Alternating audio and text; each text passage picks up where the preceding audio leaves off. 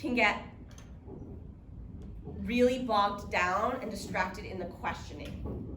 They ask a lot of rhetorical questions that they don't really want. Like, do we at find area? And the kids just say no because of the tone. Do you know what I'm saying?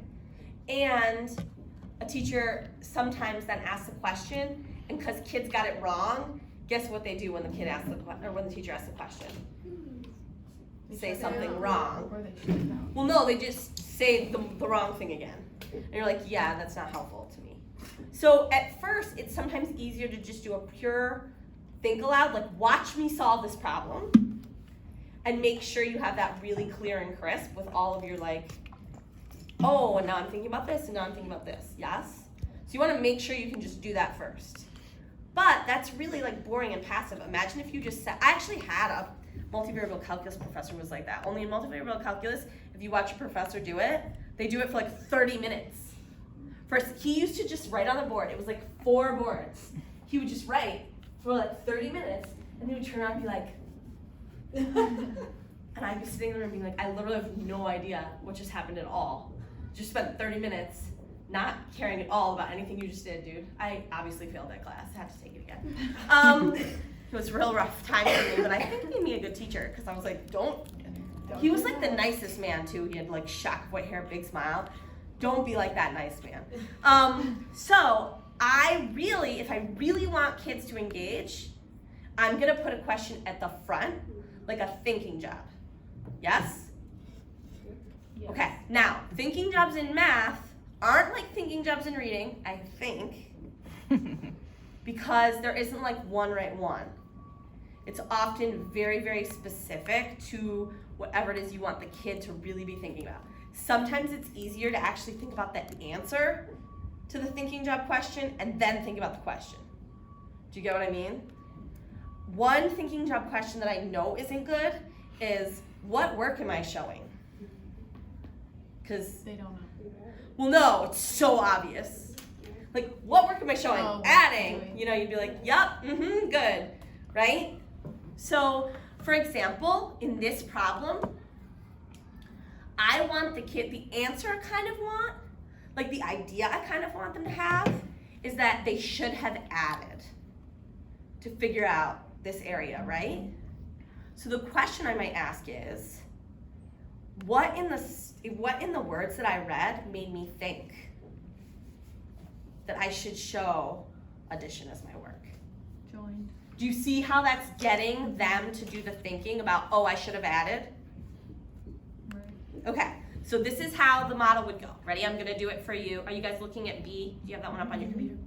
I'd have it up on the board. I'm sorry. I just don't feel like dealing with that technology, and you all have eyeballs, so you'll be fine.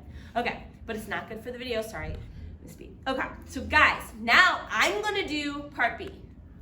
Okay, but while I do part B, you have a really important thinking job. I'm gonna ask you to do this. I'm gonna ask you this question after I'm all done. I want you to be thinking, what was the clue that Miss Ramish used to know the work that she needed to show? What was the clue that Miss Ramish used? What clue did she get that made her show a special kind of work? Okay? All right, so you're asking, what clue did Miss Ramish use? Let's read the problem. Put your finger on the word rectangles. All eyes are on the word, all fingers are on the word. Rectangles A and E are joined without overlapping to create a new figure. There's a lot of words in there that could be very confusing. Rectangles A and E, okay, that's 2 rectangles, are joined, that means put together, without overlapping. I don't even quite understand what that means. Overlap is like this, so I guess it means not overlapping. They're joined without overlapping to create a new figure. What is the area in square units of this new figure? Well, first it's asking me about rectangle A and rectangle E. So let me write that information. Rectangle A is 2 times 3 equals 6. Rectangle E is 2 times 5 equals 10. It says those rectangles are joined. So I'm gonna put these together. because that's what joined means.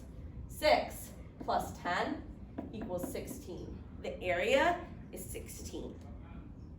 Okay, now let's go back to the thinking job. I wanted you to figure out the clue that I used to know this was the work I had to show. Go ahead and tell your neighbor what you think my clue was that this was the work I had to show. Go ahead. Blah, blah, blah, blah, blah, blah, blah, blah. Come back together. They might say a few things, right? What might they say?